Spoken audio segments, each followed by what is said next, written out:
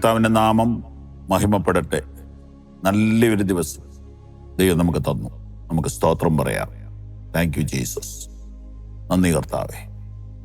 ഇന്നൊരു വചനം നമുക്ക് വായിക്കാം. 119 സങ്കീർത്തനം 120 വാക്യം. 119 സങ്കീർത്തനം 120 വാക്യം. ദൈവമേ, നിങ്കലുള്ള ഭയം നിമിത്തം എൻ്റെ ദേഹം രോമാഞ്ചം കൊള്ളുന്നു. നിന്റെ വിധികൾ നിമിത്തം ഞാൻ ഭയപ്പെടുന്നു. നിങ്കലുള്ള ഭയം നിമിത്തം എൻ്റെ ദേഹം രോമാഞ്ചം കൊള്ളുന്നു. നിന്റെ വിധികൾ നിമിത്തം ഞാൻ ഭയപ്പെടുന്നു. ഇത് നമുക്ക് ഉണ്ടാകാറുണ്ടോ? ഉണ്ടാകുന്നുണ്ടോ? എപ്പോഴെങ്കിലും ഒരിക്കലെങ്കിലും ഉണ്ടായിട്ടുണ്ടോ? രോമാഞ്ചം കൊള്ളുക. എപ്പോഴാണ് നമ്മൾ ശരിക്കും രോമാഞ്ചം കൊള്ളുന്നത്? അതിന് ഞാൻ ഇംഗ്ലീഷ് നോക്കിയപ്പോ ട്രംബിൾസ് എന്ന വാക്കാണ്. My body trembles because I have respect for you. ദൈവമേ, നിന്നെ ബഹുമാനിച്ചിട്ട് നിന്റെ വചനത്തെ ഓർത്തിട്ട് എൻ്റെ ശരീരം രോമാഞ്ചം കൊള്ളുകയാണ്. എപ്പോഴാണ് മനുഷ്യൻ രോമാഞ്ചം കൊള്ളുന്നത്? അത് നമ്മുടെ കൺട്രോളിലല്ല നിൽക്കുന്നത്. എന്തു വന്നാലും രോമാഞ്ചം കൊള്ളാത്തവരൊക്കെ ഉണ്ട്, ഇരട്ടച്ചങ്കന്മാരൊക്കെ ഉണ്ട്. പക്ഷെ ഇതൊക്കെ പറഞ്ഞു പരത്തുന്നതാണ്. എല്ലാവരും മനുഷ്യരല്ലേ. ഈ ഹിറ്റ്ലറിനെ കുറിച്ച് എന്താ പൊതുവെയുള്ള അറിവ്? ചിരിക്കാത്തയാള്, കരയാത്തയാള്, ഭയപ്പെടാത്തയാള്, സ്നേഹമില്ലാത്തയാള്, കരുണയില്ലാത്തയാളെന്നൊക്കെ അല്ലേ. പക്ഷെ അയാൾ ഒത്തിരി സ്നേഹിച്ചൊരു പട്ടി ഉണ്ടായിരുന്നത്രേ. അയാൾ ഒത്തിരി സ്നേഹിച്ചൊരു കാമുകി ഉണ്ടായിരുന്നത്രേ.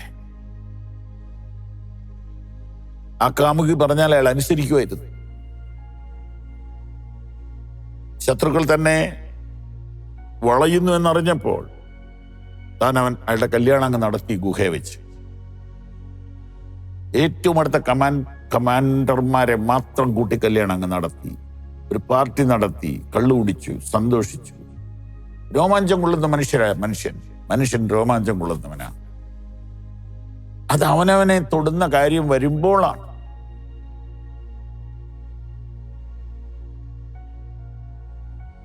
അവനവനെ തൊടുന്ന കാര്യം വരുമ്പോഴാണ്. ഇവിടെ നോക്കൂ. ദൈവമേ, നിങ്കിലുള്ള ഭയം നിമിത്തം എൻ്റെ ദേഹം രോമാഞ്ചം കൊള്ളുന്നു. ദൈവമേ, നിങ്കിലുള്ള ഭയം നിമിത്തം എൻ്റെ ദേഹം രോമാഞ്ചം കൊള്ളുന്നു. സ്തോത്രം, സ്തോത്രം, സ്തോത്രം, സ്തോത്രം, സ്തോത്രം. നമുക്കങ്ങനെ പറയാൻ സാധിക്കുമോ? ഈ കാര്യത്തിൽ എനിക്ക് പ്രാഗൽഭ്യമുണ്ട്. എപ്പോഴുമല്ല, ഇടയ്ക്കിടയ്ക്കുണ്ടാവാറ്. വചന നിമിത്തം ഞാൻ രോമാഞ്ചം കൊള്ളുന്നത് പോലെ മറ്റൊന്നിലും രോമാഞ്ചം കൊള്ളുന്നില്ല. ഒരു നല്ല വസ്ത്രം വാങ്ങുമ്പോൾ ഒരു ചെറിയൊരു ആവേശമില്ലേ?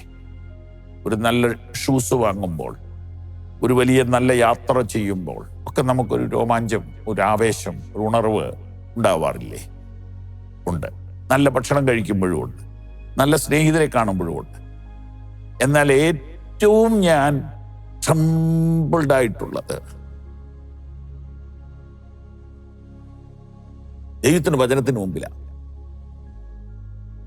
ഒന്നിലധികം പ്രാവശ്യം സ്റ്റേജിൽ ഇരുന്ന് ഞാൻ കരഞ്ഞിട്ടുണ്ട്. വചനം ഇടപെടുമ്പോഴാണ്.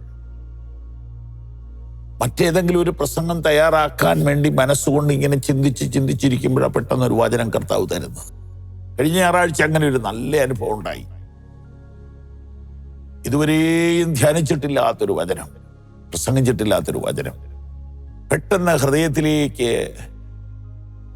അമ്പെയ്യുന്നത് പോലെ വന്ന് തറച്ചു. എൻ്റെ ദേഹം രോമാഞ്ചം കൊള്ളുന്നു എന്ന് പറയുന്നത് കറക്റ്റ് കാര്യം. ഒരർത്ഥത്തിൽ എന്നെ പിടിച്ച് നിർത്തുന്നത് അതാണ്. പക്ഷെ പലർക്കും അതില്ലെന്ന് എനിക്ക് മനസ്സിലായിട്ടുണ്ട്. കുറ്റപ്പെടുത്തുന്നില്ല. അങ്ങനെ ആകട്ടെ എന്ന് ഞാൻ പ്രാർത്ഥിക്കുന്നു. ദൈവമേ, നിങ്കലുള്ള ഭയം നിമിത്തം എൻ്റെ ദേഹം രോമാഞ്ചം കൊള്ളുന്നു. ദേഹം എന്ന് പറയുന്നത് ശരീരമാണ്. ശരീരം കോരിത്തരിപ്പിക്കുന്നു വചനം.